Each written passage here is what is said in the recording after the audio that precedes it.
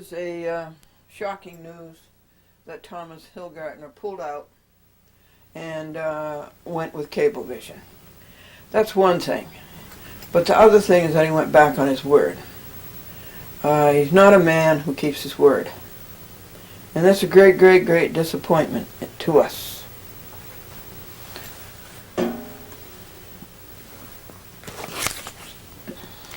Are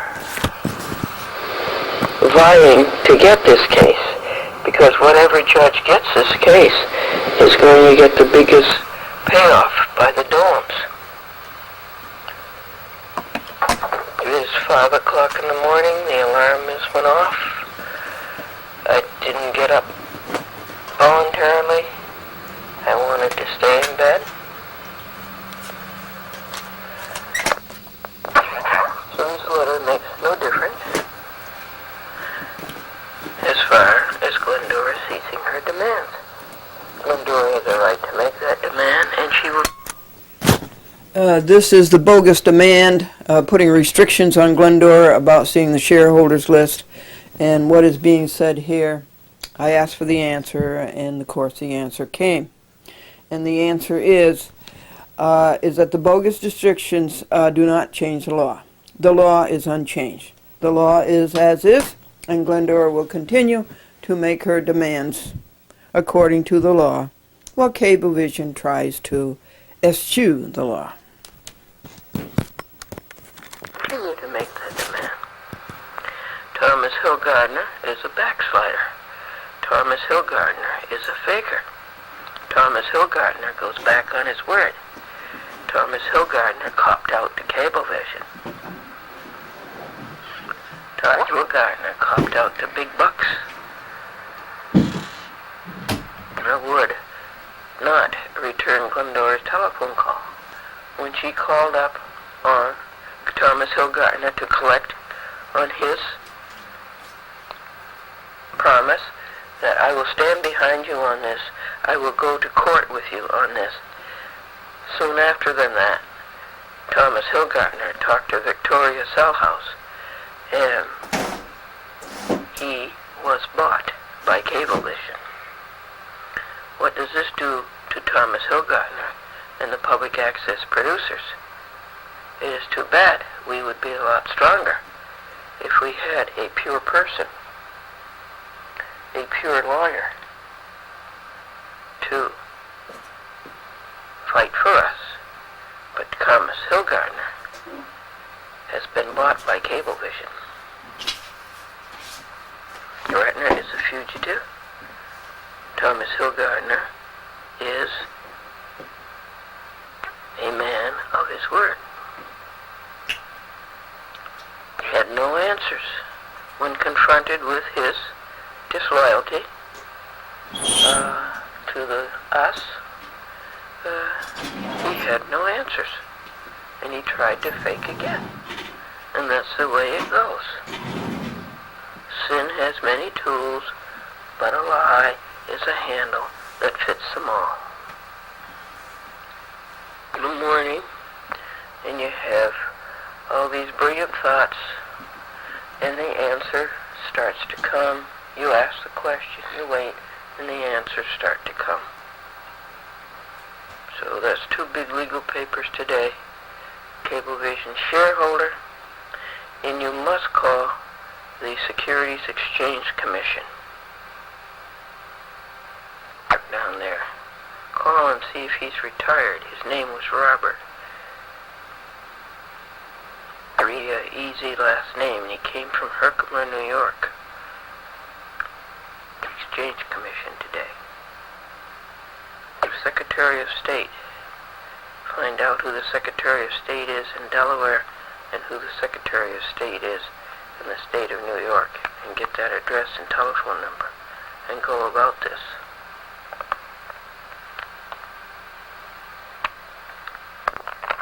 The new battle is the so-called Ethics Commission for the Unified Court System, charging $33 for the information. That's a new one. That information has to be available to the public.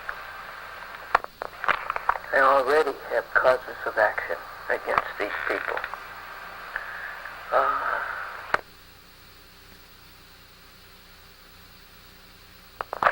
Another thing I have to do is to send my program. You have made an enemy of the public action. Thomas Hillgartner made up. Money talks. Thomas Hillgartner. Thomas Hillgartner is a fugitive.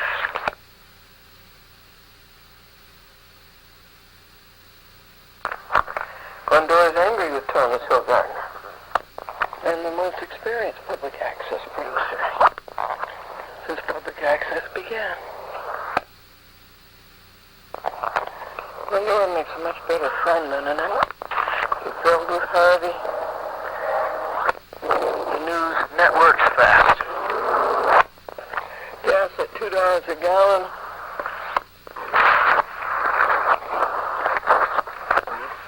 During this call, we may ask permission. Oh, okay. Ramsey? I do apologize.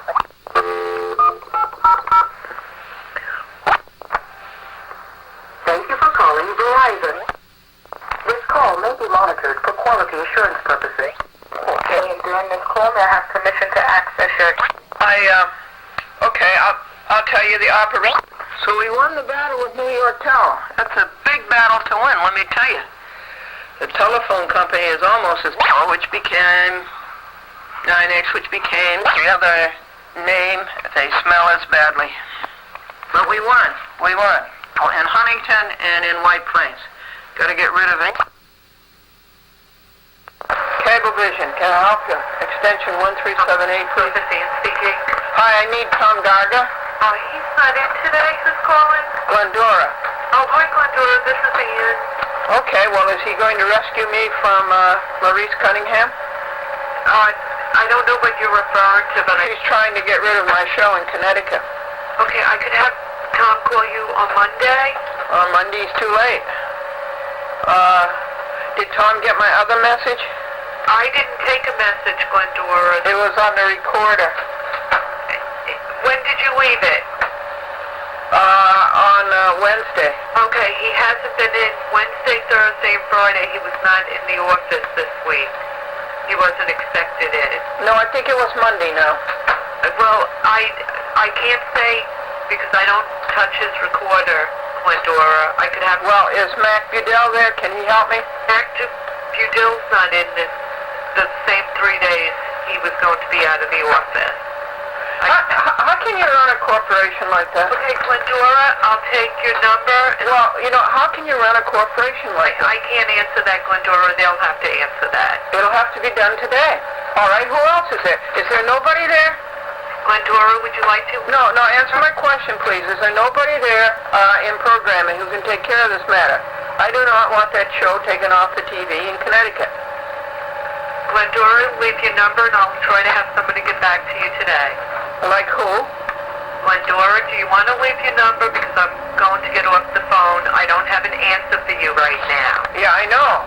That's right, because you Do you have can't... an area code and phone number you would like to leave? Because you can't run a corporation when everybody's Glendora, absent. have a good day. When everybody's absent, you cannot run a corporation. Okay, that's Cablevision, and that was Ann in Tom Garga's office. Oh, hi, is Maurice Cunningham there? No, she's not. May I take a message? When is she going to be in? That's a good question. I'm not quite sure. Has she got another number where she can be reached? I don't know. Let me see. Or the voicemail? Yes, I can leave a voicemail for her. 1 second, please. And, okay. Yes, who's calling? Oh, this is Glendora. Who is this? This is Matt. Hi, Matt. How you doing? All right, on a beautiful day. Good to hear, good to hear. Hang on, let me transfer you over to her. Hold on. Okay, Matt.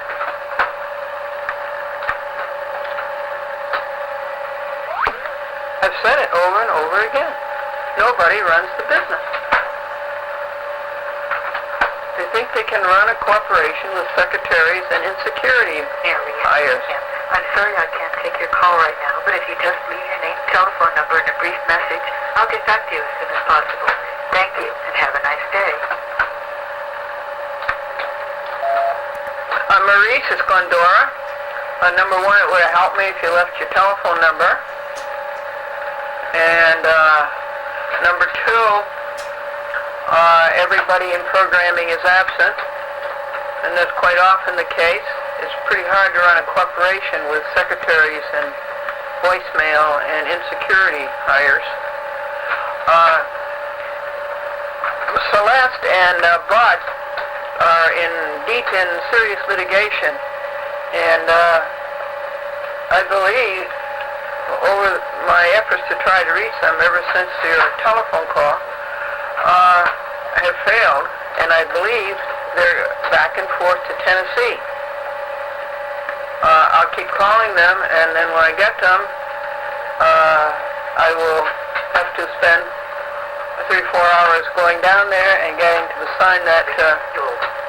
To transfer to another extension, press star 8. To reach the receptionist, press 0. You are being transferred to the receptionist.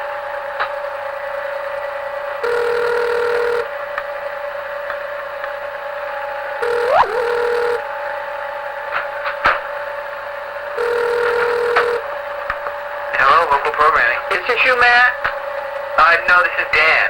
Hi, Dan. This is Glendora. How are you? I'm fine, Glendora. How are you? Good, thanks. What is Maurice's extension, please? Could you hold on 1 second? I'll get that for you. Oh, okay. Well, in the meantime, just ring her voicemail because I got cut off. I have more to say. Oh, okay. I'll transfer you to her voicemail. Sure. Yeah, okay, thanks.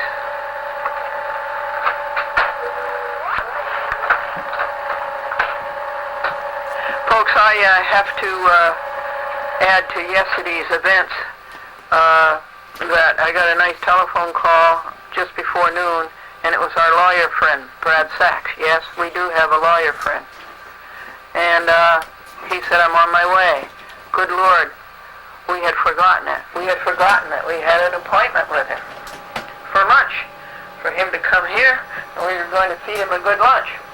Franklin This is Mary Cunningham. I'm sorry I can't take your call right now, but if you just leave Franklin had gone out on the errands. message, I'll get back to you as soon as possible. Thank you, and have a nice day. So, Maurice, I will have to do that. I'll have to go down there to Stanford when they get home. I hope they will be home. Usually they go down to Memphis on a Friday and come back on a Monday. It takes them a couple of days to come back. Anyhow, I will do the best I can in getting hold of them. And I do not want a new sponsor. I want them to be my sponsors. And the other thing is that you say 3 weeks that I had that renewal form. I did not. Franklin only picked it up last week when he went to Norwalk and exchanged the tapes. That's another thing in Norwalk. Why can't Norwalk send back the tapes when we send them the postage? But I love John Sherwood, so we won't accept that, our Apple card. Now, you have no legal basis for this thing about a sponsor anyhow. You don't have to have a local sponsor. There is no legal basis. If there is, quote me the law, chapter and verse. Do not change my spot. I will be very upset if you do, and I think you'll be very upset if you do. It's Glendora, 914-949-9495 on Friday. You're not in, Garga's not in, Budil is not in. But it is a beautiful day, and we thank God for that. So it looks like we're going to have to sacrifice another whole day to Cablevision's imperialism. So I was telling you, what else could I do? He said, I'll be down in 20 minutes, and I was thrilled, of course, that he was coming Brad Sachs. so much. And Franklin had gone on the errands, and I had forgotten, Franklin had forgotten. So, in haste, I got everything ready, and I got things started. I asked him if he liked what I had in mind to feed him, and he says, oh, I love that. He said, in that case, I'll be there in 10 minutes. And so really, everything went together very fast, and I had to wonder what I was going to do with the extra time while I was waiting for him. He came, we had a lovely luncheon, and a good talk, and he went back to work. He was here about 40 minutes. So that was nice. And I'm very sorry, but you can see it's the law breaking of cablevision. It's the law breaking of the Dons. It throws everything out of line. That unbalances everything. You get away with it, and I'm determined that they're not going to get away with it. This is Friday afternoon, 2:43 p.m.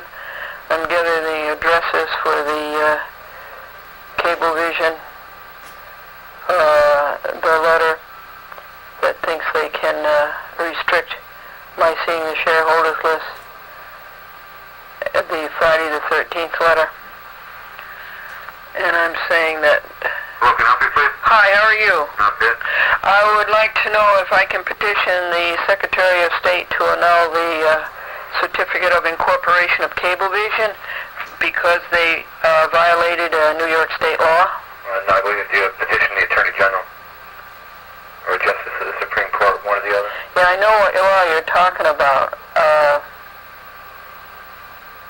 The Attorney General doesn't act. He doesn't do anything. I don't believe there's anything in the statute that gives us the authority to. You can annul. I do not believe so. All right, let me check something, okay? Yes, thanks a lot. Okay.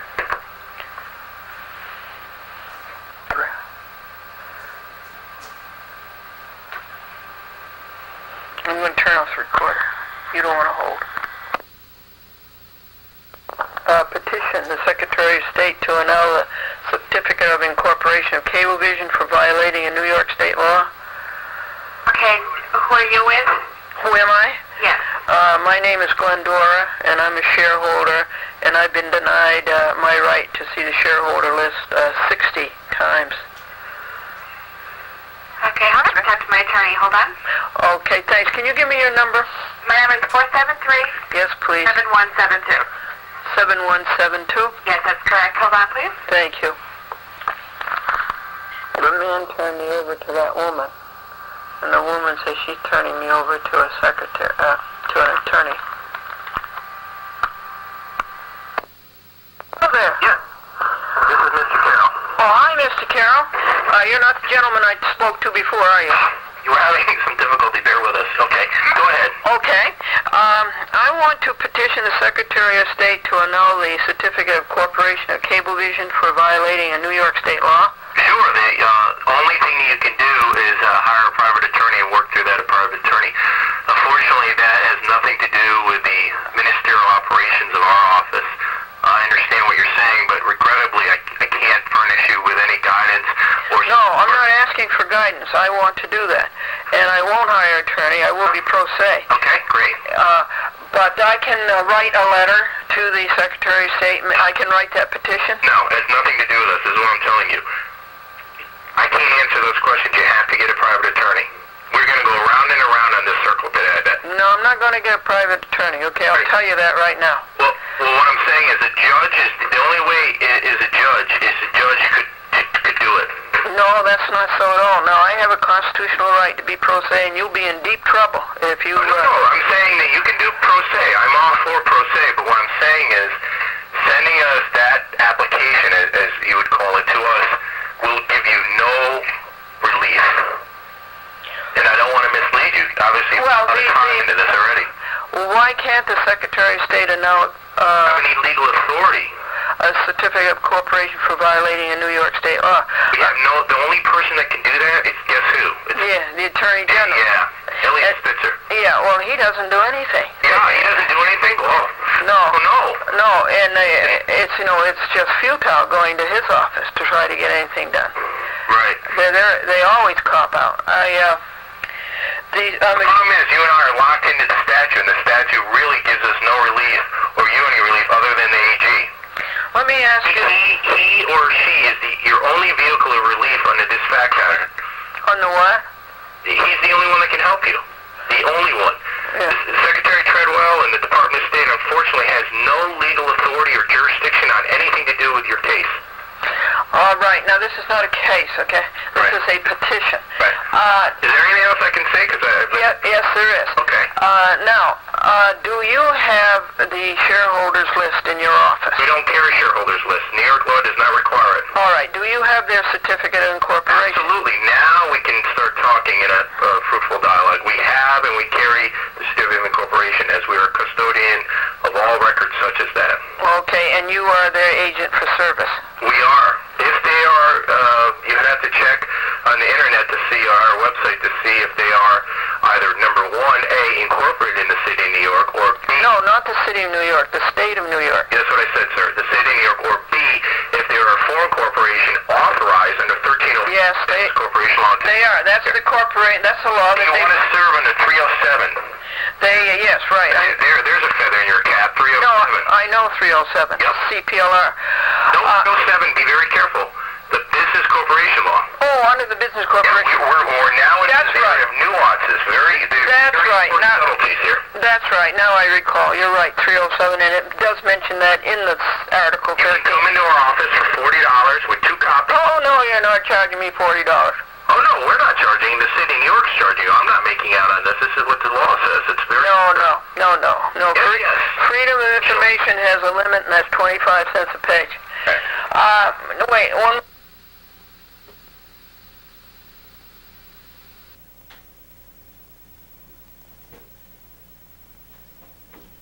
What do you think of this fellow?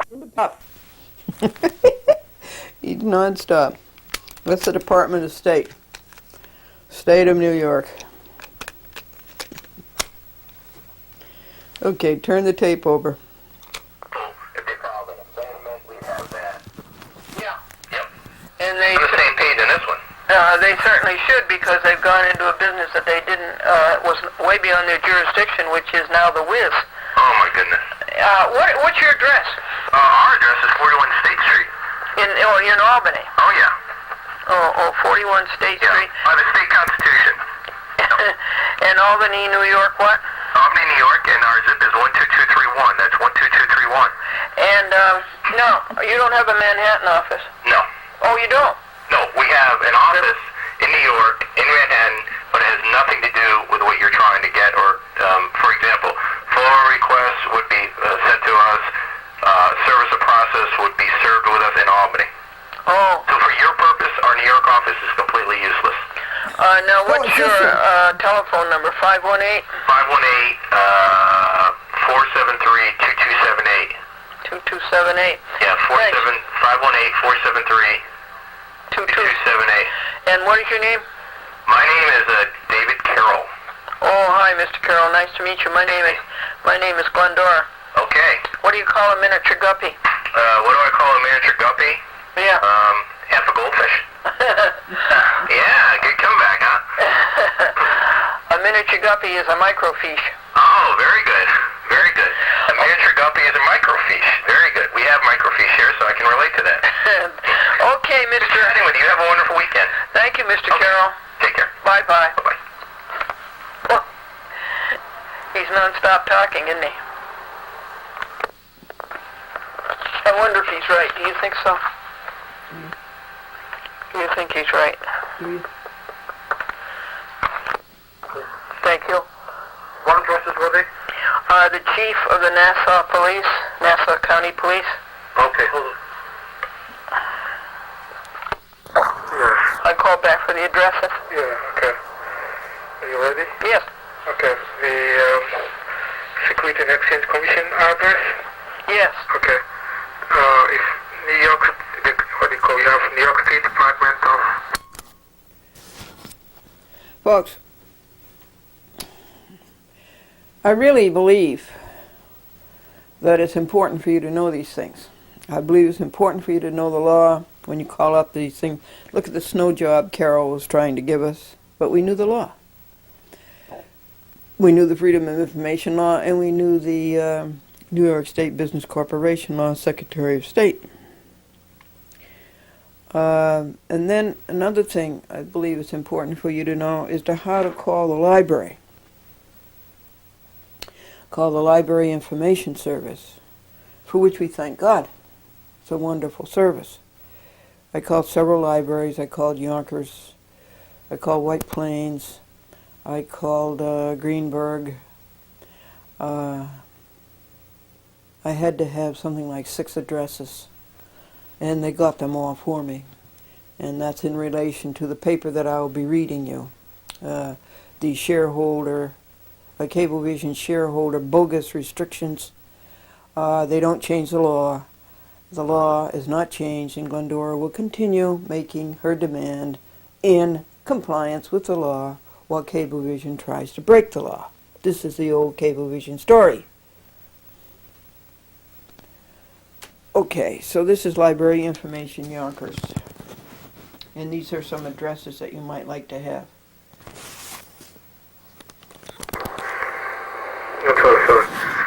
Security and Exchange Commission, 7 World Trade Center, Thank you. Suite 1300, Okay. New York, New York, Okay. 10048. Well, thank you very much. Okay, and then the next one. Okay, Secretary of State, New York State, right? Yes, sir. Alexander T. Treadwell. Thank you. What is the middle initial? Middle initial is F. F is in Frank? Yes, F in Frank. Yes. Thank you. And New York State Department of State, Yes. 41 State Street, Thank you. Albany, New York. The zip is 12231. Well, thank you. And then the Delaware, Yes. Secretary of State, Delaware. Yes. Edward J. Freel, F-R-E-E-L. F-R-E-E-L. Oh, yes. Thank you. 4401 Yes. Federal Street. Oh, say that again, please. 401 Federal, Yes. Yes. Suite 3, Okay. Dover, Okay. Delaware, Yes. 19901. Thank you. Then the Nassau County, Police. yeah, Joseph P. Jablonski. Say it again, please. Joseph P. Oh, Joseph. Yes. P is in Paul. Yes, I think so. And it's Blonsky. J-A-B. J-E-B. J-A. J-E-B-L-O. J-A. As in apple. Oh, J-A-B. Gotcha. L-O-N-S-K-Y. Yes, I have you now what you mean. Okay. Jablonski. And his address? His address, I'm coming. I'm still on that. And the Long Island edition, the Newsday. That's what I'm still on it now. Oh, okay. You want me to hold? Yeah, I want you to hold, okay? Yes. E.T.T. Okay. Well, he was appointed in March till present, okay? Okay. And his address and telephone? Yeah. 14. Lawn Road. 235 Pine Lawn Road. Yeah, Melville, New York, 11747. Oh, thank you. And your telephone number's 631. You have a lot of telephone numbers. No, just anyone's good. 631. Stay. 235 Pine Lawn Road. Melville.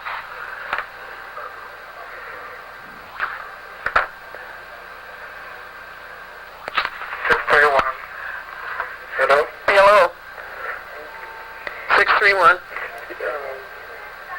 Microphone? 1843 843. 2302. Well, that's very good how you looked those all up. Yes. What did you use, a computer? Or? Computer. Yes, that's very good. Okay. And thank you so much. You're welcome. Bye-bye. Bye. That was the Yonkers Library and the White Plains Library.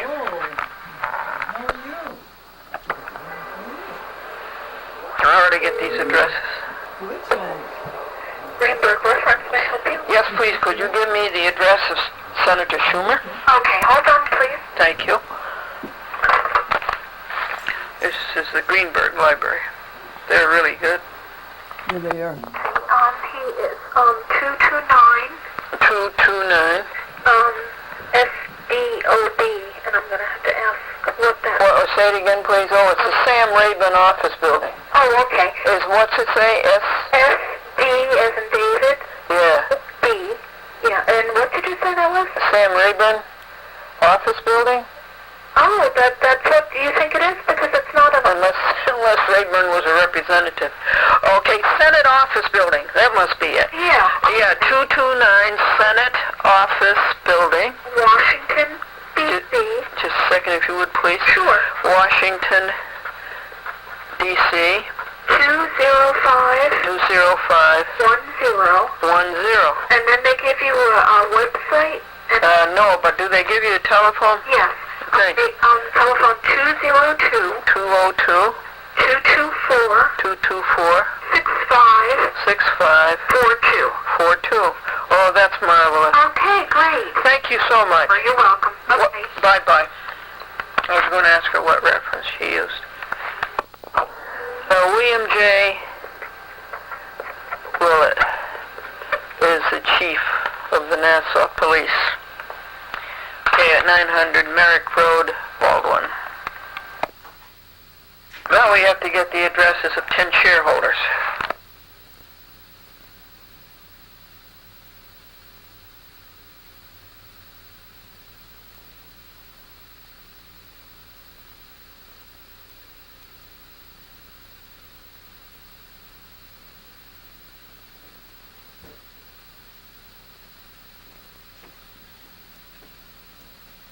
Okay, you're up to date on the audio tape conversation.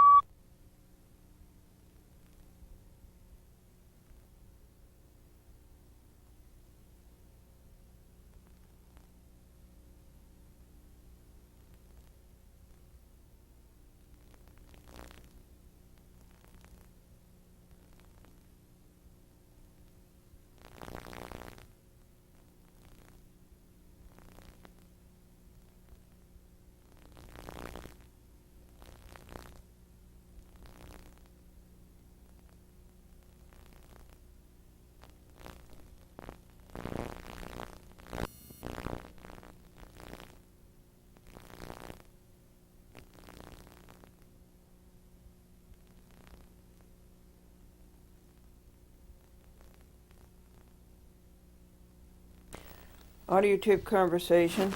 The next thing is to read you this big paper, the so-called Supreme Court of the United States, the phony Supreme Court.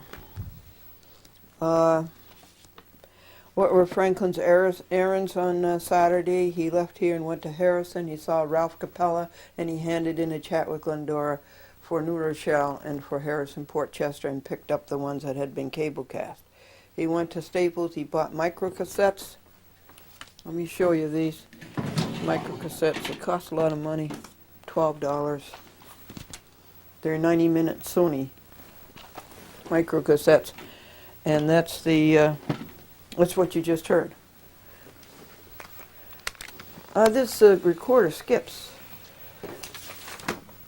He bought Scotch tape, rolls and rolls of Scotch tape. I don't know why we use up so much Scotch tape.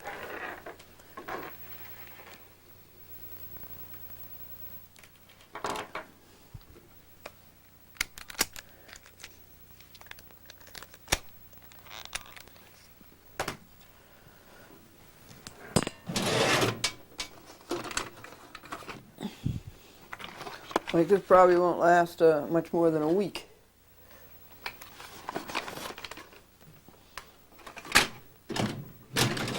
We used to seal envelopes with Scotch tape because it isn't good to lick and get all that glue in your stomach, so now we use the dish rag to seal 54 envelopes yesterday. To get a price on VHS, they're way out of price. Staples prices on VHS are way off, like $2. You can get VHS for $1. He got a package of blue pens, flare pens, but unfortunately they're fine, and I have to have a medium. I would like to get a broad, but they don't seem to stock it. And a pack of black pens, flare, and again it's fine instead of medium. 2 flashlight batteries, C. He went to Odd Lot and he asked the manager if they had VHS, and they do not. And Odd Lot's a pretty good place. You can get VHS for 99 cents, but they haven't had any lately. He went to Pergament. They don't have a fireplace department. They had wood igniters. They didn't have wood igniter. I want something that you pour in the wood to make it burn, so that I don't have to use a log that costs $2.69. Their Duraflames were $2.50. He looked around. They don't have any accessories for fireplaces, like a fireplace screen to catch the sparks. They don't have a discount if you buy a whole bunch of them. And how much is a fire basket grate? Well, they don't have them. There was an older man there, and he hadn't seen them for years. Then Franklin went to White Plains Public Access, and he calls down, and a nice girl comes up and brings him up the tape that's been cable cast and receives the tape to be cable cast. He went to the White Plains Post Office. He didn't buy stamps. He went to Sachs, Brad Sachs, our lawyer friend, who was here for lunch. And Franklin didn't know it because he was doing errands. He bought 2 Almond Joys and 2 Peter Paul Mounds. And he didn't go to Sassar because he didn't have any papers to get. And he got gasoline for the 1980, but he didn't get $15. He only got a half a tank full, so that's not good. Those are the errands that Franklin did Thursday. So I have to read you the Supreme Court paper. I have to read you my refutation of Cablevision's phony restrictions that cannot be enforced. That's this paper. It took all day yesterday. I did nothing all day except the 13 morning chores and walk Rusty 7 times and build a big fire in the stone fireplace. And pray Thursday, pray Wednesday, I guess, and pray Friday.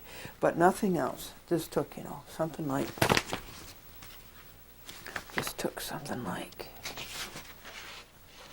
17 hours and about $45.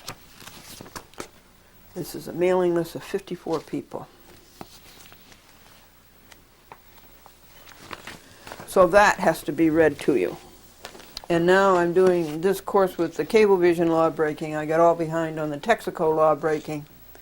And I'm doing that for Wednesday, Thursday, Friday, and Saturday. And when that gets done, the Texaco Task Force, I'll read you what a bunch of baloney, vegetarian baloney, the Texaco Task Force is, and Charles L. Bryant, the guy who allowed such a settlement, in fact, forced such a settlement so he could get rid of the case and get home early.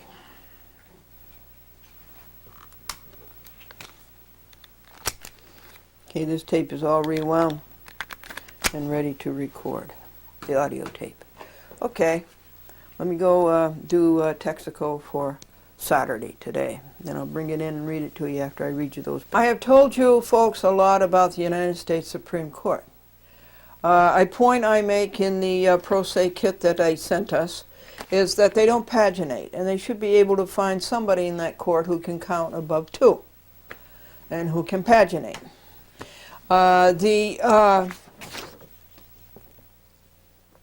Here is their motion for leave to proceed in forma pauperis. Now they are a little, They are very annoying, okay? This is their motion to proceed in form of paupers. They give you a form for it. And the name of this case is Glendora versus the Anti-USA. They want to know, the petitioner asks leave to file the attached petition for a writ of certiorari without prepayment of costs and to proceed in forma pauperis.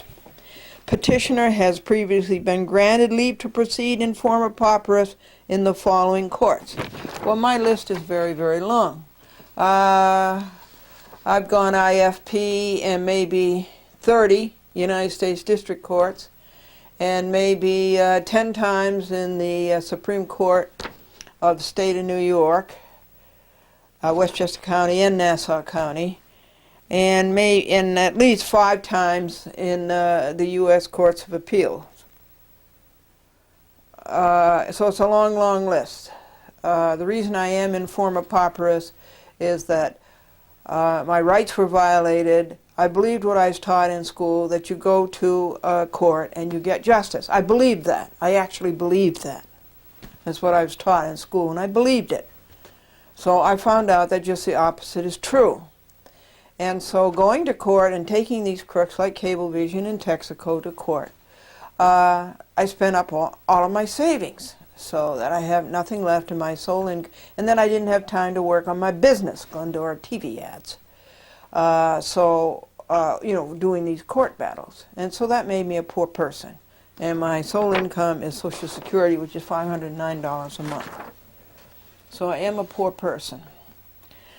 However, in this application for informa pauperis, I will not list all the courts in which I'm informa pauperis. Or yeah, maybe I will. And then petitioner has not previously been granted, well, we won't leave to proceed in forma pauperis, so we won't fill that in. And petitioner's declaration in support of this motion is attached herein, and I will sign that Glendora. And I will find you my declaration, and I will read it to you.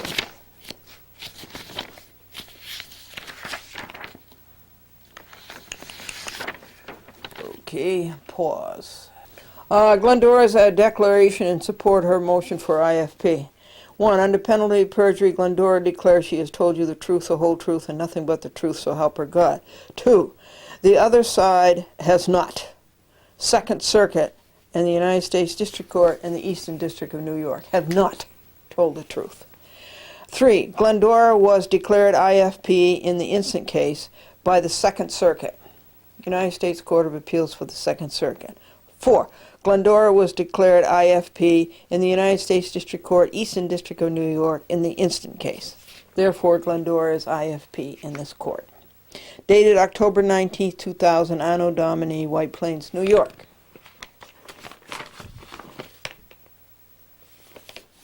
All right. Now, the Supreme Court of the United States has done something new, and it is Gestapo, and it is Big Brother, and it is George Orwell, and it is 1984. Let me show you. They used to send out an informa pauperis form, folks, that was one sheet. Let me get up there and show you close up. This makes Rich Regal's laugh. Okay, that was the informa pauperis sheet. You see, and it's just one simple sheet. Guess what they got now? Look what they have now.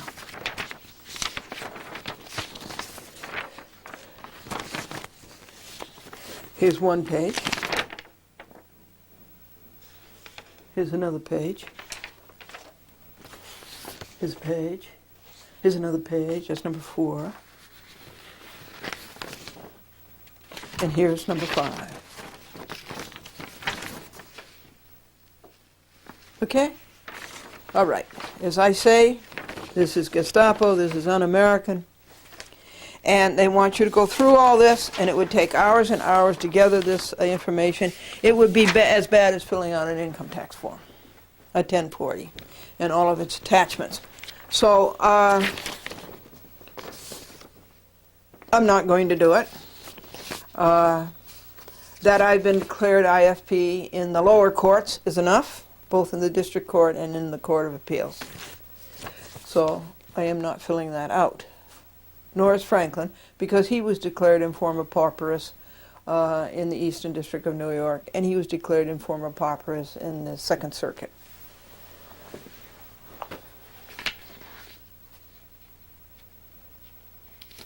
But what makes you angry about that, folks, is that they're not going to hear your case anyway. They're not going to even read your application, your petition. They're going to deny it, and they're not going to give any opinion on it. They're just going to say it's denied. And they're going to do that in 7,000 cases. If they get 7,000 cases a year, maybe 70 of them they hear. So it's a whole hoax, the Supreme Court of the United States. We need a real Supreme Court of the United States.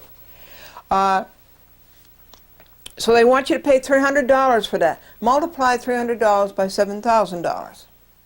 Now that's a lot of money, and they're getting, and they know full well that they're not going to hear your case, and they want you to pay $300. Okay, I'm not going to be suckered by the Supreme Court of the United States of America, or the so-called Supreme Court. The real Supreme Court would be a wonderful thing, but we don't have that. We have this sham that I just told you about. Imagine that. They want you to pay $300, and they're not going to do a thing for you, and they know that up top. Okay. So the next thing you have to do is the questions presented. Franklin has thought about his a long time, a couple of hours, while I'm out walking Rusty, about his questions presented. And I'll show it to you. It's illegible, and it's even illegible to him. But when on his next session, he will write it out for you. But he has some very, very good points, and they're very, very well stated. Okay, so that's Franklin's. But now we will go to Glendora's questions presented.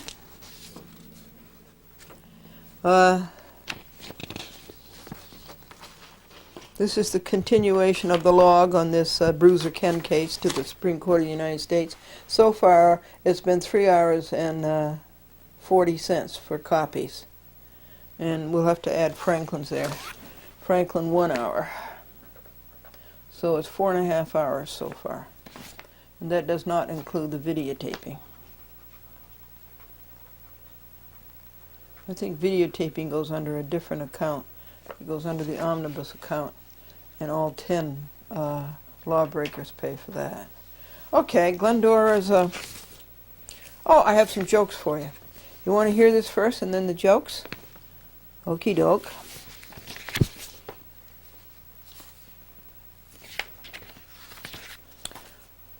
Page 21. Those are jot thoughts. One's to incorporate.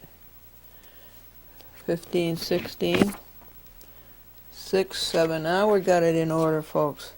I'll read you this and then I'll tell you the jokes. Okay, we got it in order. Are you ready? So, this, I guess, is the cover sheet. They give you a cover sheet, and all you have to do is fill it in. And this case is Glendora is the petitioner versus the anti-USA. Because, you see, we never met the real USA. All we met was a bunch of crooks. A bunch of traitors. And it says Glendora. All right, let me start at the top. You don't put in the number because that's what the clerk does. But you say, in the Supreme Court of the United States, Glendora petitioner versus anti-USA respondents on petition for writ of certiorari to the United States Court of Appeals for the Second Circuit. Petition for writ of certiorari, your name. And I use my rubber stamp, Glendora, chat with Glendora, Box 416, White Plains, New York, 10602, 914-949-9495. Questions presented. 1. Isn't the job of a United States District Court ascertaining the truth? 2. Isn't a United States District Court there to protect the constitutional rights of due process, equal protection of the law, the Fourth Amendment, the right to an Article III judge, speedy trial? Is a United States District Court there to be used for First Amendment retaliation? Isn't a judge supposed to recuse when full of bias and prejudice pursuant to U.S. Code 28, Section 144 and 454? Is a United States District Judge supposed to violate 18 U.S. Code Section 1001 along with 65 other conspirators? And I will quote you Section 1001. I have to look it up. But that's very powerful. It says that nobody shall represent or lie, and that the offense is a $10,000 fine and 2 years imprisonment. And that's what Edgardo Ramos did, that's what Bruiser Ken did, that's what the McHales did, that's what Joan Azrak did, Levy,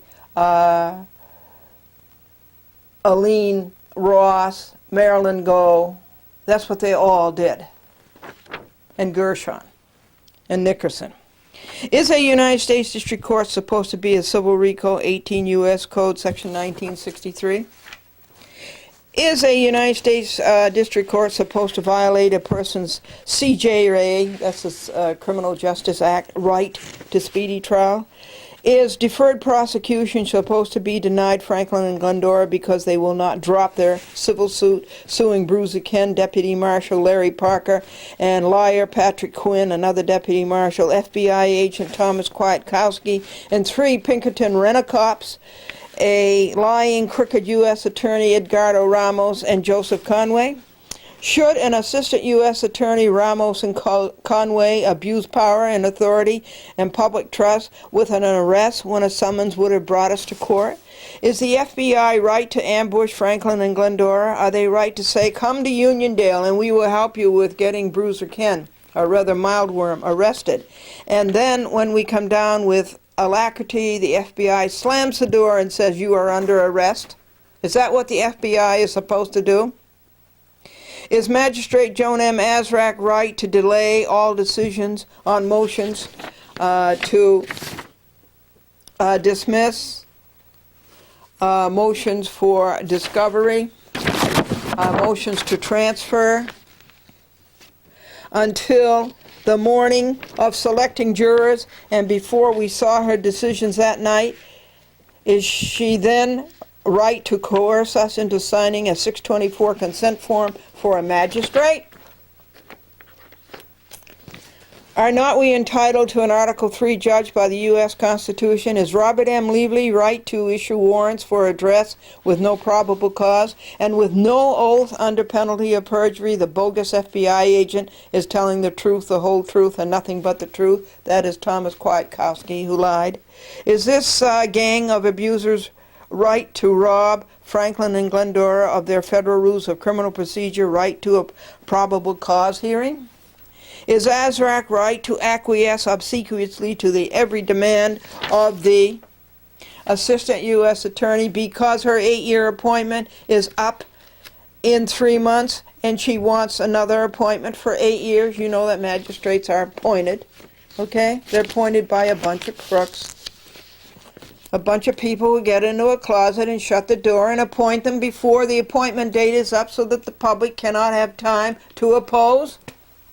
Is it right for the Chief Judge, United States District Court, Eastern District of New York, to appoint Azrak before the term expires, to do it without waiting for the public's input, and to do it secretively? Was it right for Azrak to censor and edit Glendora's videotape of the 6 bruises Bruiser Ken inflicted upon her? Was it right for Azrak to preclude all of Glendora's witnesses? Was it right for Azrak repeatedly to truncate Glendora's cross-examination of Ramos's lying witnesses? Was it right for Azrak, at summation, to keep saying she did not like long speeches every time Glendora got up to speak and Franklin's legal aide, Jane Murray, got up to speak? Was Azraq right to preclude Glendora's calling News 12 as outside witnesses when they were there on February the 18th, 1997, 9:25 a.m. to 10:40 a.m. and saw Bruiser Ken beat up Franklin and Glendora? Was she right to preclude them as witnesses? Well, that's what she did. That's what she did. Was it right for the Assistant U.S. Attorney Edgardo Ramos to present only buddies of decades of Bruiser Ken and to present not one outside witness, not one outside witness? Was it right for every witness to lie under oath, to make up stories, to speak imaginaries and say things that never happened? Was Azraq right to pressure Glendora to abort her penetrating cross-examination of Bruiser Ken? Was it right for the Assistant U.S. Attorney Edgardo Ramos to make up stories and to play act because he had no facts to support his selected prosecution? Was it right for the U.S. Attorney Office to refuse our request 28 times to arrest Bruiser Ken for double criminal assault? And when Glendora and Franklin filed charges against Bruiser Ken for double criminal assault with the Long Island Police, the Nassau County Police, were the U.S. Attorney and the FBI right to rob the file and forbid the county from prosecuting criminal Bruiser Ken, which they did? Bruiser Ken was to be their star witness, that he did not assault Franklin and Glendora, but that he was assaulted. Folks, not only were we victims, okay, but we were innocents. And the guy who wasn't a victim and the guy who was guilty, Bruiser Ken,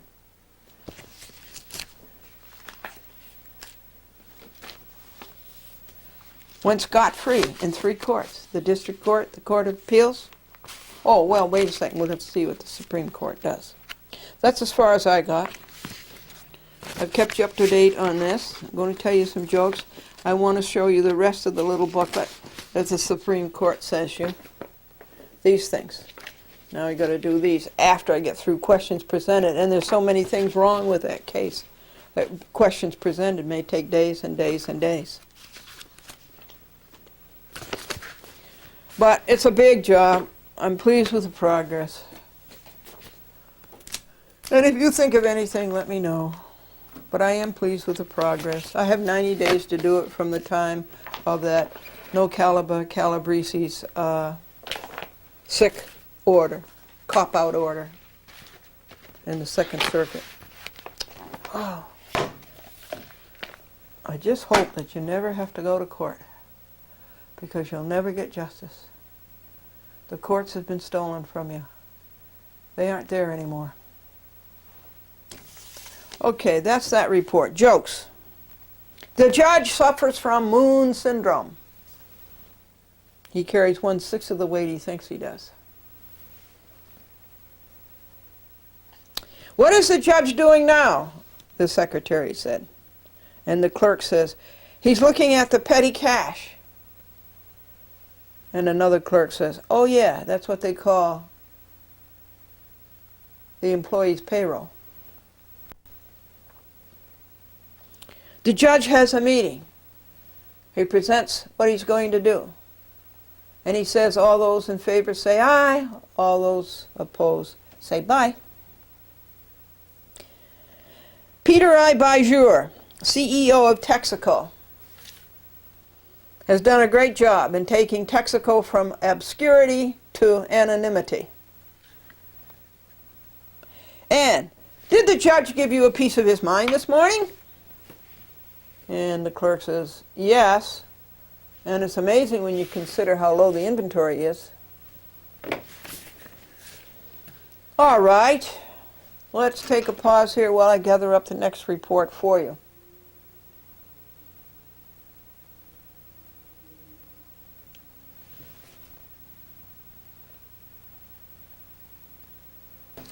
Okay, folks, you remember that stupid letter by Victoria D. Salhouse at Crooked Cablevision, where the Dolans cheat. And you make them billionaires. You remember it. He read it to you, Franklin read it to you. And now, here's what I did with that letter.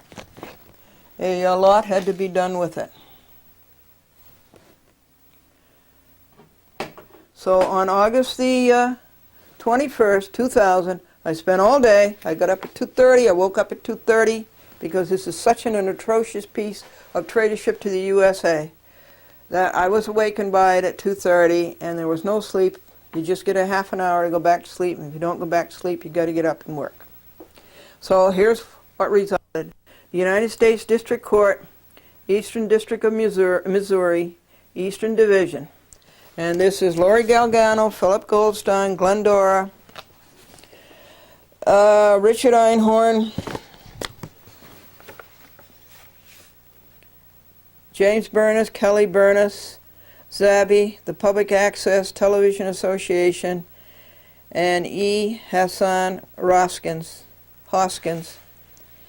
And the case number is 754 of the year 2000, and it is, those are the defendants and versus, or rather those are the plaintiffs versus James L. Dolan, Charles F. Dolan, Robert S. Lemley, Charles Former, Cablevision Systems Corporation, Mark Shukin, Brian McNeil, Maurice Cunningham, Robert Callaghy, Sadly Stevens, Burke and Burke, Group 1 defendants.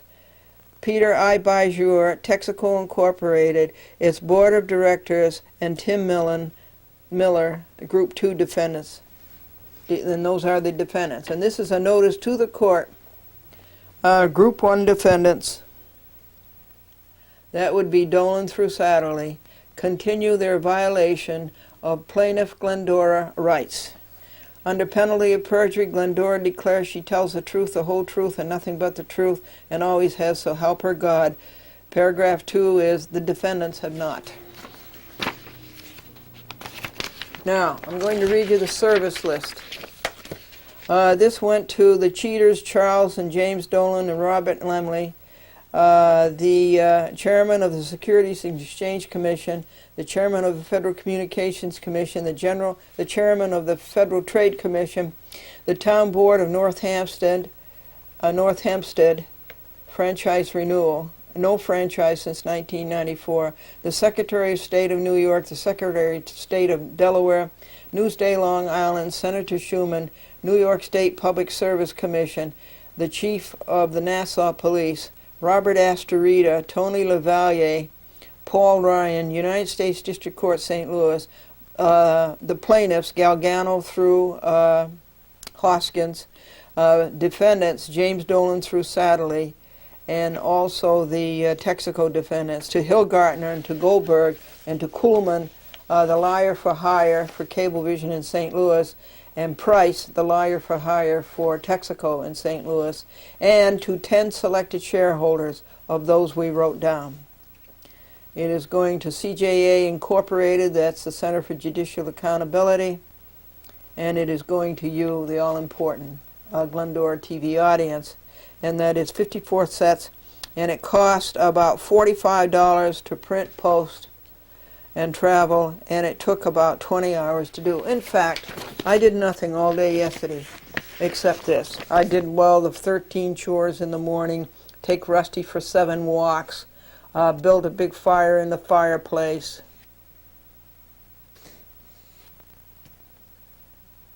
I guess pray Wednesday, pray Thursday. I guess that was it. But the rest of the day, all day, went to this. And believe me, that was very upsetting.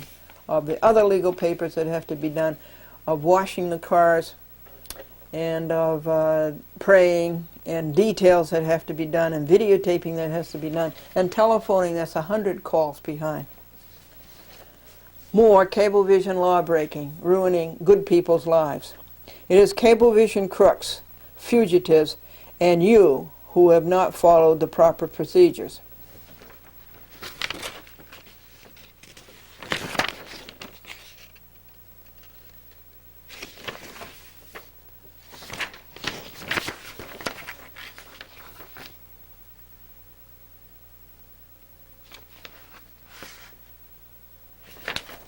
There's a page missing here, a whole sheet missing.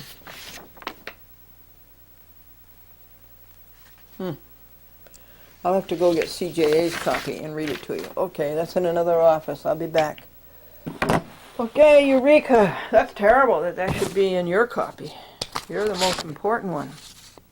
Page 3 is missing, so this copy will have to be taken apart, page 3 printed, and put in your copy.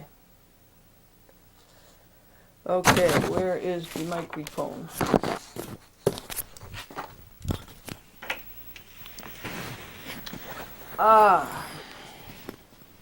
Page 3. Paragraph 1.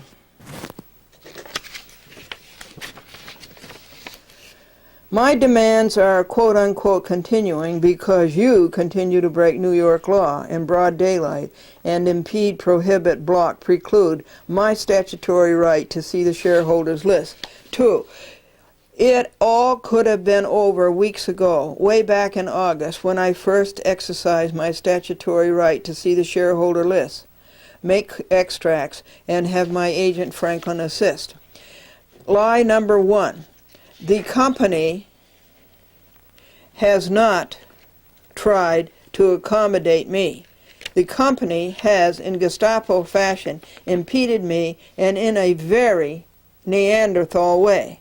At the annual meeting, who has time to read and make extracts of 100 pages of the Class A list? There is certainly time to read the Class B list, which you kept hidden at the annual meeting, and there is certainly time to copy it. Said page is 1 page and all Dolan's.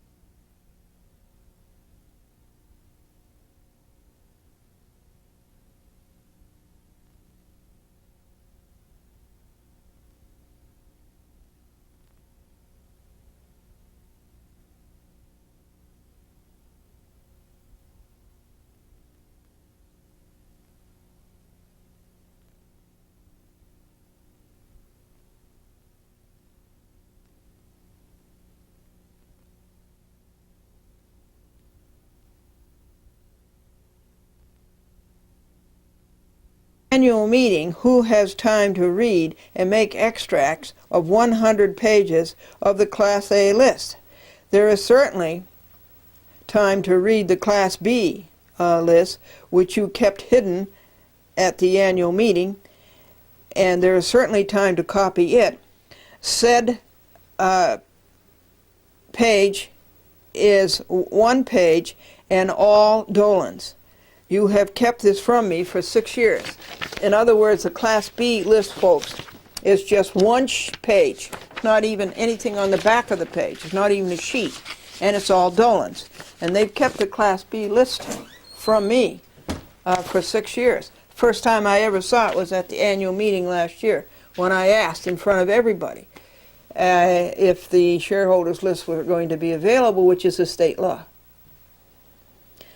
August the 29th, we had only an hour to look at it, and Gestapo Paul Ryan, who knows nothing about the law and would not telephone anybody who did, would not let us make exhibits or extracts. So, these are your misrepresentation lies, Cablevisions, number 3 and number 4. Why do these people lie constantly?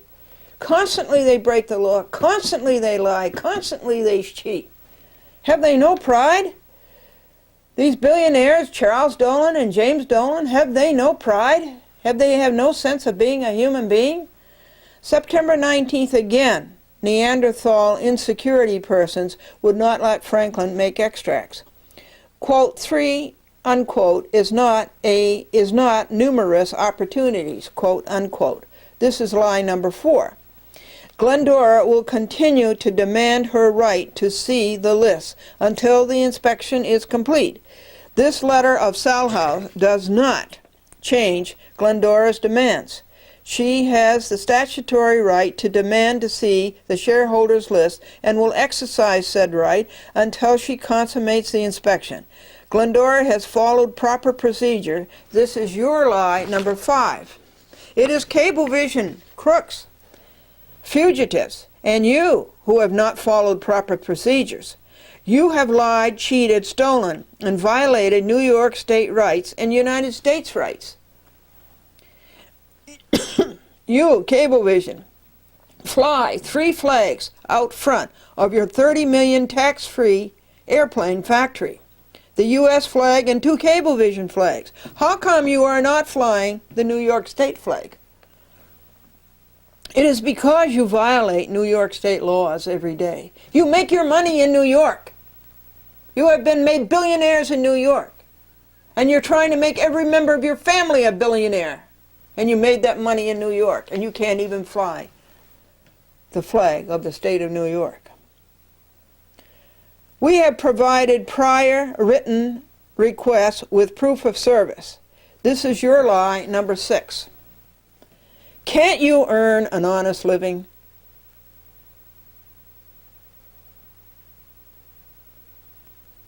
Only one demand is necessary, as the inspection is ongoing until complete. Try feeding your family with an honest day's work. Try feeding family without tainted money, money that you have got from lying and cheating the public and the United States of America and the Empire State. You say company executives and employees, that I have called them for further access. Well, Glendora says you provide the dates and you prove this. You give the times and the names and your sources, and you provide audio tapes. You have no personal knowledge. This is hearsay within hearsay. You are dishonest, and this is your lie number 7. And you write, and you or your representative has shown up at the company in person at least 8 times in the last 2 months. This is because, Glendora says, you broke the law at least 8 times and refused our right to see the shareholder list. This is your misrepresentation number 8, and shame on you. You have harassed us every time. Your paragraph is too long. Infer should be a separate paragraph. As a result, Salhouse writes for the liars and cheaters, James and Charles Dolan. As a result, the company must impose the following restrictions on access to the shareholder lists. Glendora says, you have no legal basis for any of this. Glendora says, it will not change Glendora's appearing at corporate office to see the shareholders list until she completes her inspection. In other words, this is saying that their restrictions do not change the law. The law is there, the law is unchanged, and Glendora is going to continue her demands pursuant to the law while they continue to break the law. It's not going to change a thing. I will go to Cablevision at 1111 Stewart Avenue, Bethpage, and I will make my statutory demand and right to see the shareholders list, to make copies, and to have my agent help me. And my agent is Franklin. Says Glendora to these crooks, you think you own Long Island. The Dolans think they own Long Island. Cablevision Dolans, you think you own the state of New York. Cablevision Dolans, you think you own the United States of America. Cablevision Dolans, you are ignorant and you are arrogant.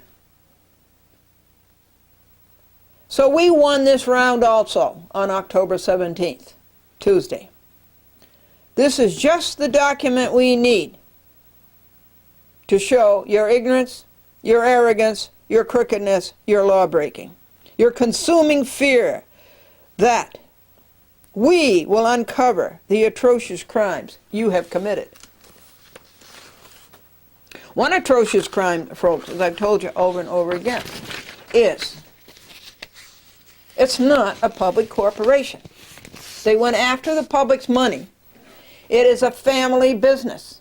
And this is a hoax and a sham that Cablevision is a public corporation. It is a family business. And I mentioned to you the list of Class B shareholders, which are all Dolans. And every year, Dolan brings in more Dolans, more Dolans, more Dolans, more Dolans. Now, this does not change the law, and I'll read you their phony restrictions. The law is still there, and Glendora will continue her demands. Here are the restrictions. As a shareholder, you will be permitted access to the shareholder list once a year. The law doesn't say that. There's nothing in the law about that. A year to be measured by the time between the stockholder meeting for a given year and the stockholder meeting for the following year. There's just no law for that.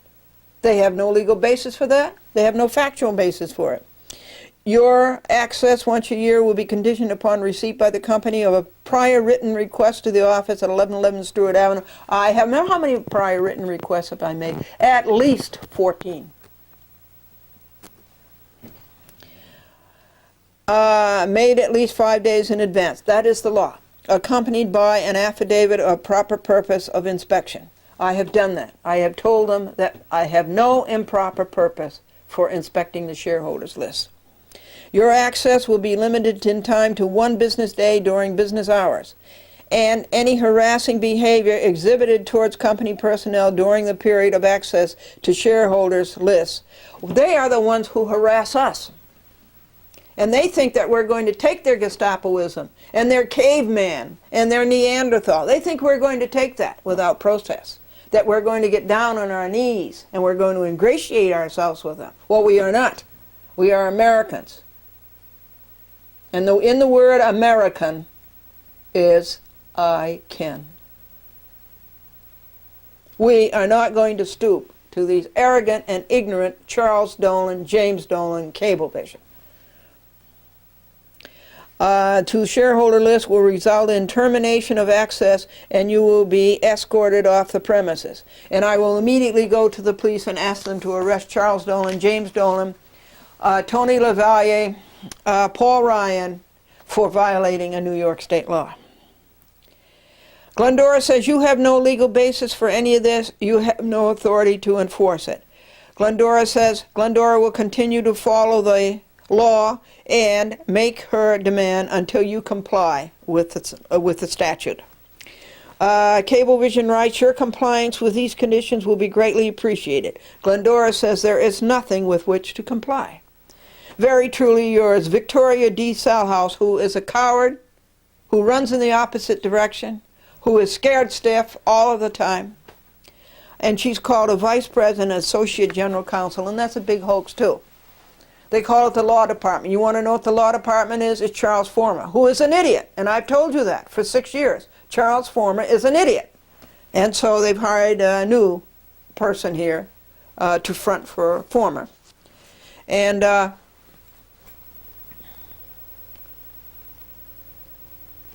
something else I want to tell you. Oh, and Deitch is around there too. And they're all liars and thieves and cheats. And I have personal knowledge of that. I've seen them all operate. personally.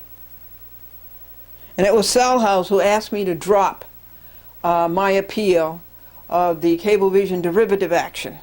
That was before Judge Stein. And I would not do that.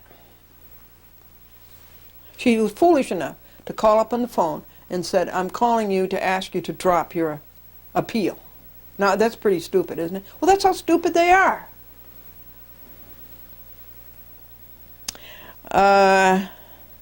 You and your henchman, Glendora, said, will all be sued. It will be a great lawsuit. Boy, it will, folks. This is going to be a great lawsuit. It gathers steam all the time. Every round is a victory for us. Glendora says, here is more ignorance that you don't use the designated shareholder's name. She uses the wrong name. The correct name is, and the designated address is Glendora, Chat with Glendora, Box 416, White Plains, New York, 10602 914 949 9495. Glendora says, if you do not address me, Glendora, I do not answer you. You have eschewed my question 3 times. Where else are the shareholders' lists kept? They have to be with the transfer agent. Who is the transfer agent? Glendora told an editor of Newsday last night about your insanity and your harassment of her. You cheapskates continue to rip off the taxpayers of Oyster Bay by refusing to pay $30 million a year in taxes for the 1111 Stewart Avenue, Bethpage property. Let me ask you, residents of Bethpage, do you have to pay taxes?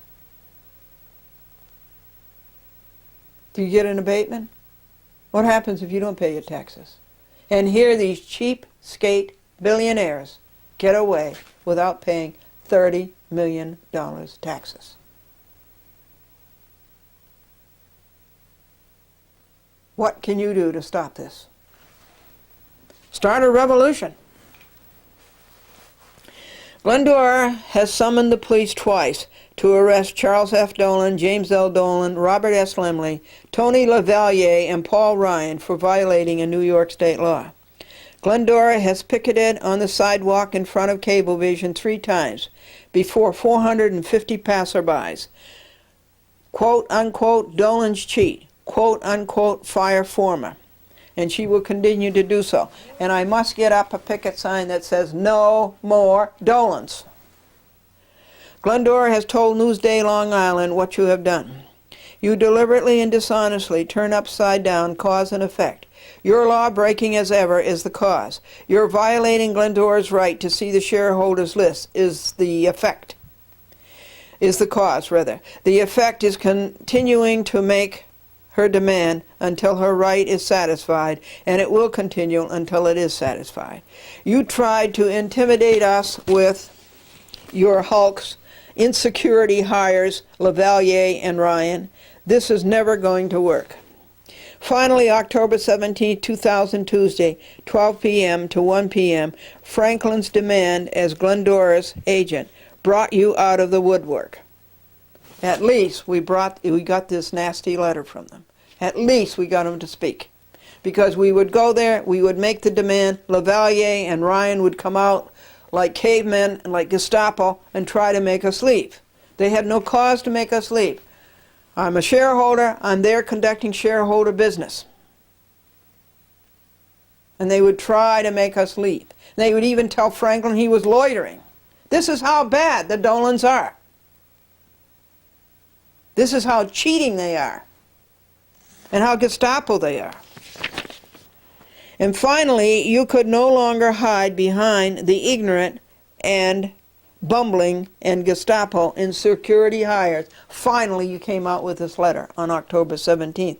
This is called the Friday the 13th letter. It was written on Friday the 13th, and we didn't get it until the 17th. To date, we have won every round, and you have lost. And Glendora told the Dolans a long time ago they were going to lose on this. You dishonorably ignore in your in your despicable, or desperate, yeah, it is desperate. They are desperate now. In your desperate letter of October 13th, year 2000, that Glendora has made over a dozen written demands and that you have violated these demands at least 10 times. Your stupid letter of October 13th, 2000 does not change the law. The law is clear. Right to see, right to have an agency, and right to make extracts. In their ignorance, and what else can you expect of no authority in security hires? LaValliere and Ryan say Franklin and Glendora have no business and must leave. We do have business. We are conducting shareholder business, and we will stay there until you comply with our right to see the shareholders list and make extracts. LaValliere mentioned 1017 to Franklin, the stress it causes him. We are not the cause of his stress. Your law-breaking is the cause of his stress. When Glendora reports your refusal to abide by New York State statute, people ask, why? Why won't they show you the shareholders list? What are they covering up? What are they doing wrong? It's obvious they've been caught doing wrong. And like any coward, they're trying to lie. And you never certified as requested that this was an official list. There was no buddy's signature and no date. Here is the law. Your simpleton and desperate letter does not change the law. You are not the New York State Legislature nor the U.S. Congress. And here is the law. It's New York State Business Corporation Law, Section 1315A, Record of Shareholders. Any resident of the state who shall have been a shareholder of record for at least 6 months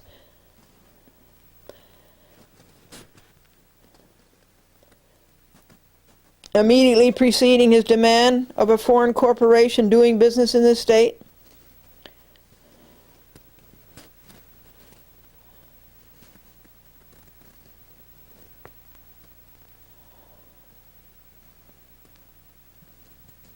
upon at least 5 days written notice may require such foreign corporation to produce a record of its shareholders, setting forth the names and addresses of all shareholders, the number and class of shares held by each, and the class and the dates when they respectively became the owners of record thereof, and shall have the right to examine in person or by agent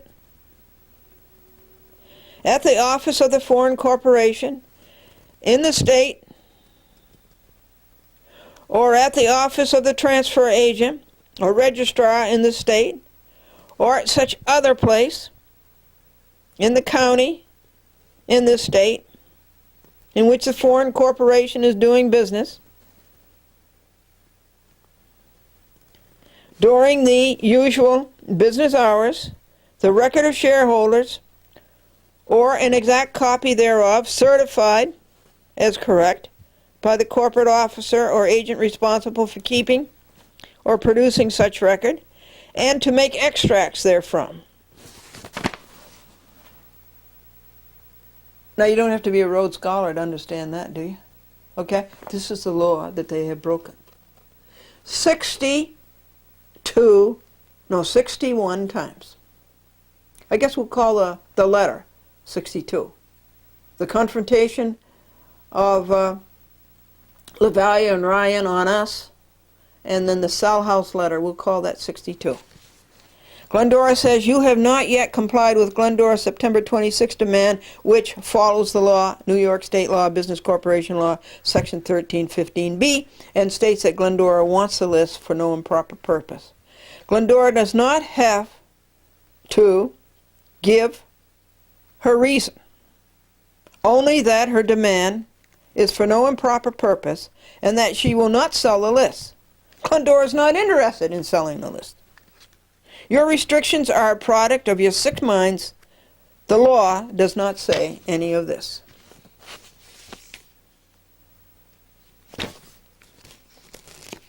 And here's the rest of the law, folks. You failed to mention in your cheat letter of Friday the 13th that you have cheated in Gestapo, not letting us make copies, and not letting Glendora's designated agent Franklin see the list. Aren't you ashamed of yourselves? You know, Dolans, how can you be that way? Society has been good to you. Subscribers, you have been so good to the Dolans. You have made them multi-billionaires, and look at the way they return the goodness that society has given them. Lumley is absent again all week. He's in California. You heard that on the telephone. I played that for you. 2 weeks ago, he was absent a week, blaming it on his father's death. Will all of you people on this service list call 516-803-2300, and will you do it, folks? And ask for Charles Dolan. Is he in?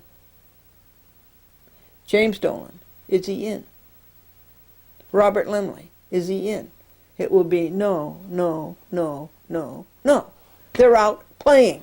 Nobody is running the corporation. They're never on the job.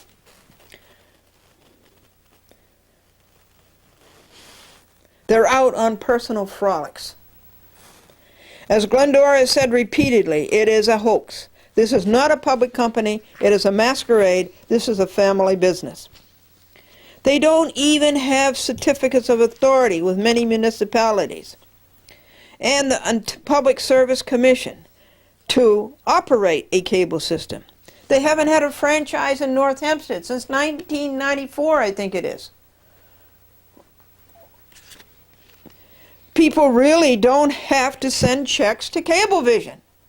If your town doesn't have a certificate of authority, a temporary operating authority, if your town doesn't have a franchise, then there's nobody there of authority to give you cable television, and there's nobody there of authority to receive a check from you, so just don't pay. The Dolans are failing their fiduciary duties to shareholders, and this suggests a derivative action. And they do not pay dividends. Shareholders, the money goes into their pockets and into more Dolans. The Class B shareholders list is one page, and it is all Dolans. It is appalling how Lavalier and Ryan treat women, receptionists, Helen Johnson, Marie DiGregorio, Jackie. They say, they work for me. You ask one of the women a question, and Ryan says, they work for me. And Lavalier says to the women, I do not want you speaking. I do not want you to say anything. How's that for Gestapo? How's that for anti-First Amendment? What does it add up to? The Dolans have been caught. In their desperation, they don't know what to do. So they go on doing what they have always done, break more laws. They go on ignorantly, arrogantly covering up, lying, stealing, cheating, and sinking into fugitivism. Why do they spend shareholder money on insecurity hires? The Dolans are getting increasingly insecure. These aren't security people, they're insecurity people.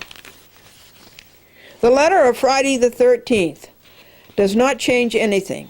It has no legal nor factual basis. It does not change the law nor the facts. Glendora will continue to demand to see the shareholders list, for her designated agent to see it, and to make extracts thereof. Glendora will continue to exercise her franchise and will stand up to these crooks. You have ignored Glendora's request to send her a copy of the bylaws. Herein and now, Glendora requests you send her a copy of our New York State Certificate of Incorporation with all amendments pursuant to Section 1308 of the New York State Business Corporation Law. Glendora is going to petition both New York State and Delaware to annul your certificates for violations of New York statutes, Delaware statutes, and for changing the jurisdiction of the incorporation. They start out as a cable TV operator, and now they own the Wiz. Now, if that is not on their certificate of incorporation, they are in deep trouble. You have acted in bad faith 6 years as to the Article 13 statute. This record is in black and white. You are selling the Wiz modems at payment centers, and this is another monopoly. You go in to pay your bill, and they sell you a modem. Your public file is leagues away from the Federal Communications Commission mandates. You do yourselves no favors with your Gestapo insecurity hires and letters like Cell House of Friday the 13th. Face it, you really don't know how to combat this exposure of your anti-Americanism. You are a bad corporate citizen, even if you were a public corporation instead of a family business. In her September 26 written demand, Glendora gave you 20 case law that you cannot deny her right to see, copy, and let an agent see and copy the shareholder list. You have no answer to that. What you read here, Glendora is reading on TV, and she's on 25 cable systems. There is the malodorous Friday the 13th letter that Franklin read you. And so, anybody can see it would have been far better management simply to have complied with the law and shown Glendora the shareholders list and let her and her agent make extracts. Even Texaco by jour, the board of directors of Texaco and Miller, as crooked as they are, know enough to show Glendora the shareholders list without the harassment. Cablevision explodes. Dated White Plains, New York, October the 20th, 2000, a perfect autumnal day. And here's the affirmation of service, and it was served before midnight Friday, as it says. I got up at 5 as always, folks, and I did the 13 chores. I took Rusty for a walk. I picked up litter in 3 blocks. 3 blocks, look at this. Just in 3 blocks. I must have picked up along the blocks where I walk, Rocky, in the past couple of weeks, I must have picked up 10 bags that's full of litter. What is the matter with people? What is the matter with their parents? That's one thing. What's the matter with the people who put the litter there? But what's the matter with the people in front of whose houses the litter is picked? What's the matter with them that they don't pick it up?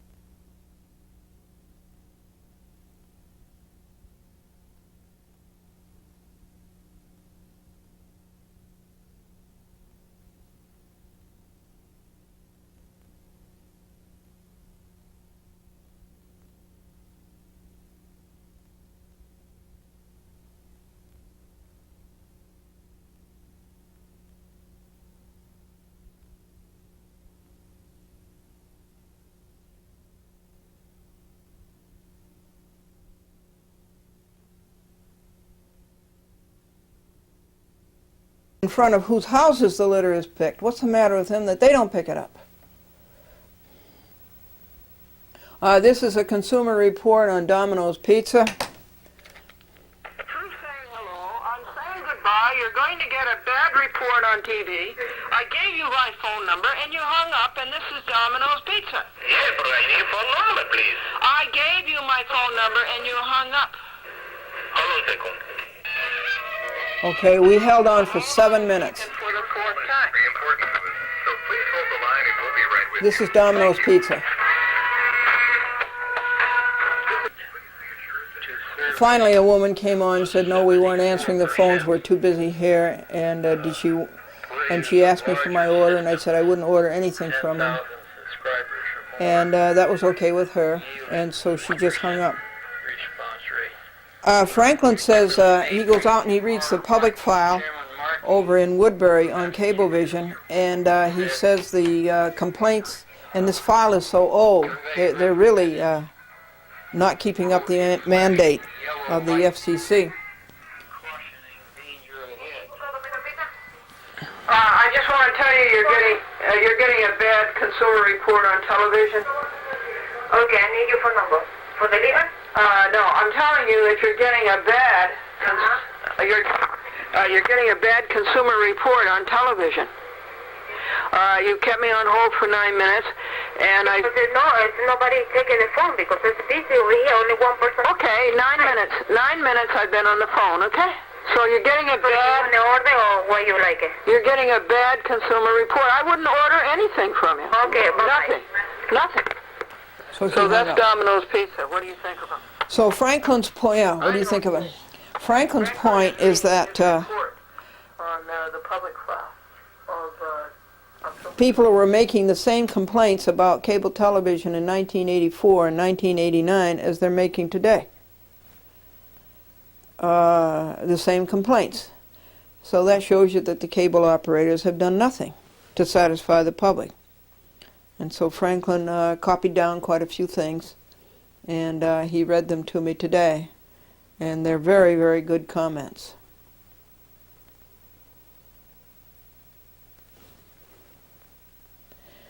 But that's why I like to have you watch a chat with Glendora. People really don't know how to complain.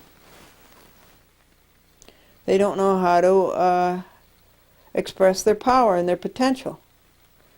And they're afraid. And you mustn't be afraid. You know, you have these rights.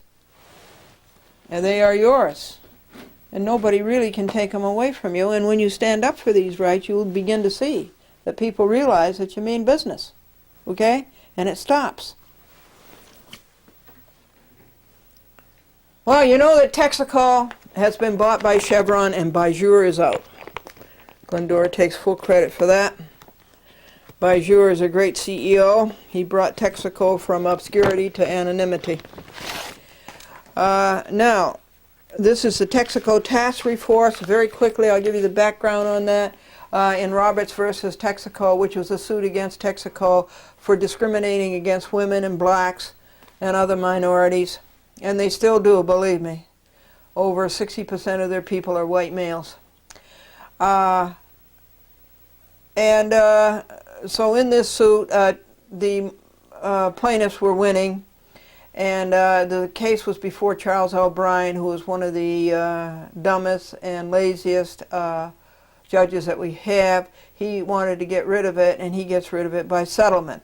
The case should never have been settled. It should have been brought before you, full-blown, to a jury, and you should have known everything instead of Bryant covering things up in the jury room or any closet that he could get people into.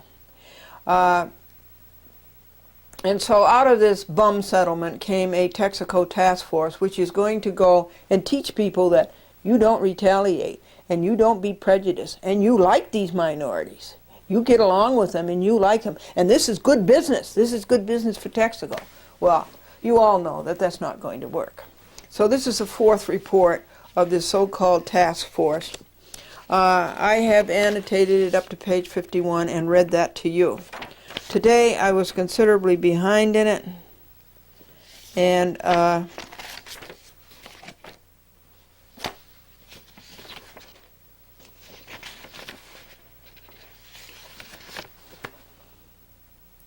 let's see, I did pages 51 to 60.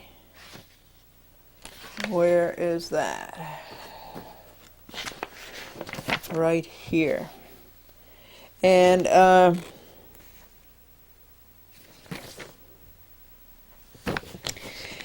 the technical task force says the diversity of mentoring activities initiated is impressive, both in breadth and depth. The task force looks forward to continuing to assess the impact of these efforts during the next reporting cycle. And Glendora says, which is? In other words, Glendora does not believe you. Glendora does not trust you. Let us see the facts and draw our own conclusions, and you prove it. These are nothing but conclusories.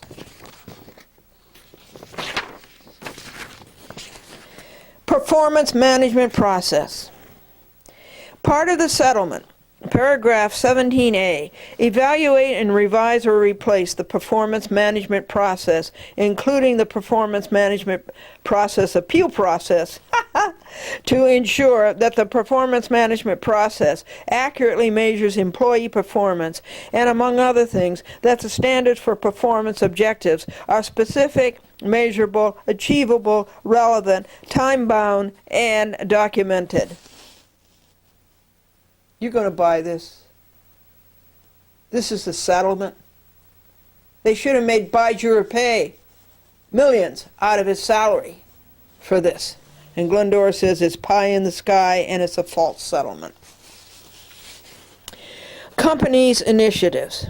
In response to paragraph 17A, just read to you, the settlement agreement, the company has done the following: designed a new performance management process, designed a resource training manual for all employees and supervisors.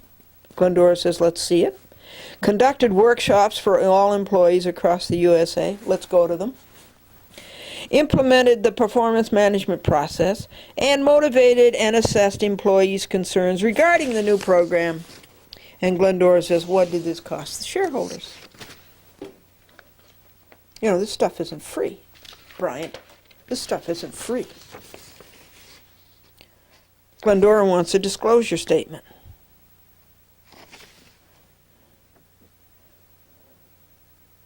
And this smacks of the annual meeting of the year 2001. Glendora wants a disclosure statement. Pages 61 and 51 and 52. 53. The employee zone also provides access to the objectives writing worksheet. Well, I say let us see them. Additionally, employees are able to contact their human resources representative directly by using a link on the website. And let us see what they said. And let us hear what they said. The organizational effectiveness group has also identified internal consultants. Okay, let us interview them, Glendora says. Successes and best practices identified during the course of the year were shared with Human Resource Department representatives, and Glendora says, put them on the witness stand. Let's have a real court action here. They say design the tool and process. They're always talking about tools. These are people. They're not oil wells. They're people. And 4, assess the effectiveness of the process. Glendora says, well, did it happen? Individual appraisal instrument. You see what I mean? How people are tools and instruments. And a number of process enhancements have been added to strengthen the training, support, and assessment phases. And Glendora says, prove it.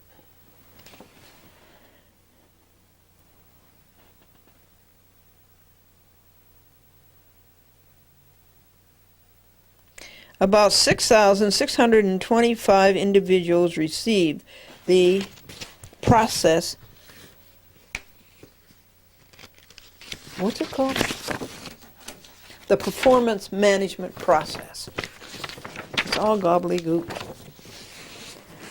An additional 419 employees received training in 1999. And Glendora says approximately 7,000 employees have been trained in 2 years, and Glendora says, let us interview a sample. The implementation of the process has taken place during a period of significant organizational and economic change due to workforce downsizing and cutbacks. And Glendora says, did they pass? Note, the implementation process has been further complicated by a certain number of managers and supervisors who explain to employees that the limited number of exceptional and strong ratings given resulted from the use of forced ranking to accommodate a bell-shaped curve. Note that, folks. These continuing perceptions reflect the need for increased training of managers and supervisors to strengthen their skills in conducting performance management, counseling, and assessments. Now they're getting realistic at last. These managers said the wrong thing, in other words, so they've got to come down the way Bajur does and clamp down on their speech.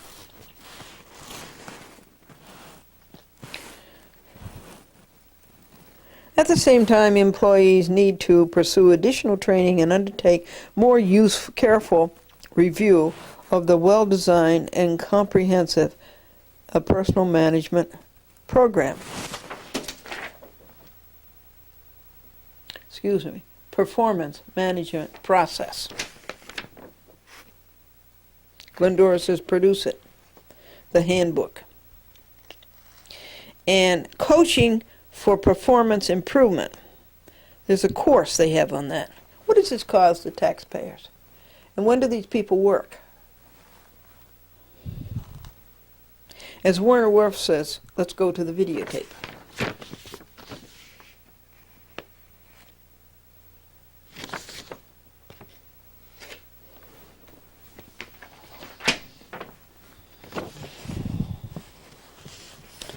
Now, they did videotapes things, and they mentioned Harrison, and they had this course, and Glendora says, let us see the course, and let us watch the course, and they were assigned to a number of regional offices, and Glendora says to explain that, and their counseling process, and what was the old performance management process, why was it so bad, and why did it have to be replaced?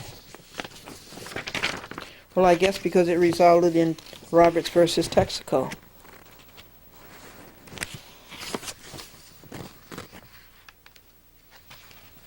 Therefore, the task force understands that the implementation process will be continuous and lengthy, and Glendora says it always has been. That's 55 and 56, and this is 57, and Glendora says, how can employees attain this when Bajur has not?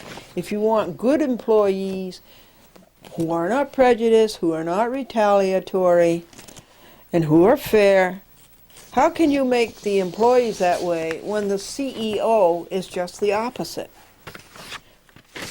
Keep that in mind. This would provide opportunities, says the task force, for employees who have had positive experiences with the PMP, performance management process, to share these and to help others respond to the rumors and misconceptions that color many individuals' assessment of the performance management process. Glendora wants to know, did it happen? So you can see, even though they're a bunch of covered up and they do not tell you the truth, you can see that there's a lot of negativism coming from the employees about this task force, this phony settlement. Job competency development process. Glendora says, when is this going to happen with Bajur? When are we going to have job competency from the CEO, Bajur? Apply this to Bajur. Improve business results through a more competent workforce. Ensure consistency and fairness in hiring, selection, and promotions. Provide a common language for performance coaching discussions. Bajur should do all of this. Integrated leadership and job-related competencies into people processes, such as hiring, selection, and promotion, performance management, training and development. Bajur needs all of that. So that's pages 51 to 61. So also this morning I made up the backlog on that and did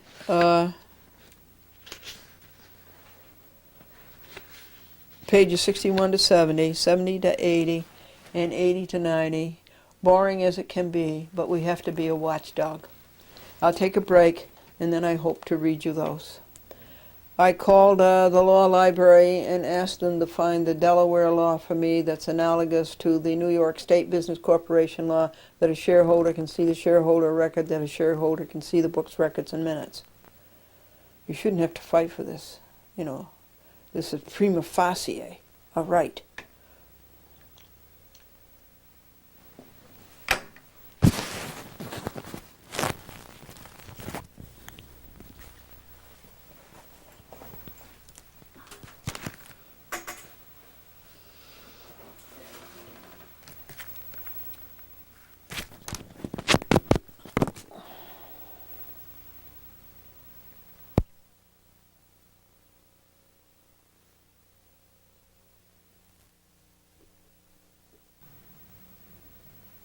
You're listening to a clean Glendora. Sunday morning bath. Franklin has taken the clothes to the laundromat, and from thence he goes to church choir rehearsal. And what has happened since last night? File paginate hours and dollars, cablevision, Dolan, and file paginate hours and dollars, Bruiser, Ken, and the hours and dollars on Gulf, Danny Chanchuli, and that is hung up in the Second Circuit. The Second Circuit dismissed the appeal but gave no reason and gave no law. And they really didn't dismiss it because there's nothing signed by a judge. And then there's Kasari. Kasari is in the United States District Court, Delaware, waiting on Judge McKelvey.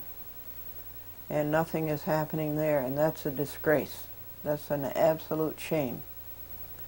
And hours and dollars on Levin. Levin is in the United States District Court, Detroit, the court that lost the complaint.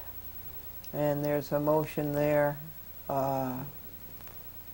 why the case should not be dismissed and why Glendora should be granted default judgment because Gerald Levin has been irresponsible and un-American and has not answered the complaint, and his 57 co-defendants, who are Adelphia and Cablevision and Media One and so forth. The cause of action is that they refuse to cablecast non-resident programs. You know, that's out and out violation of Congress's intent for the cable television public access, as wide a diversity as possible. Information to the public, you, the all-important public. And then file paginate hours and dollars on the Neanderthal court officer number 1763, who pushed and shoved Glendora's camera and herself into the elevator when Glendora went in to pay a parking ticket for not getting the car onto the right side of the street on street cleaning day. New York State New York City Parking Violations Bureau is in default, and that's in the United States District Court in Alabama. That's another somnolent court and a somnolent U.S. district judge who isn't doing his duty to America. The New York Law Journal is in the hours and dollars on that, and that's in the United States District Court, Little Rock. The judge is George Howard, and Glendora is waiting for justice on default judgment. They did not appear. And the last one is where?